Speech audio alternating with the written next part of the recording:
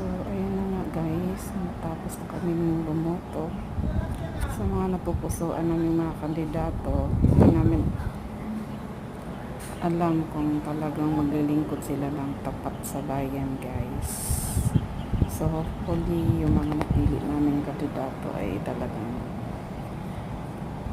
tapat maglingkod, mag-serve sa mga katauhan. Sana deserving kayo sa pagpili namin na kayo yung iboboto namin. So ito guys, nagmuni-muni kami ng friend ko dito sa taas kung saan kami bumoto guys. Ito yung school na ano. Actually guys, sa likod to guys. Hanap lang kami ng mapagtambayan na very relaxing naman yung place. So ayun, konting ano-ano sa mga views, ang ganda.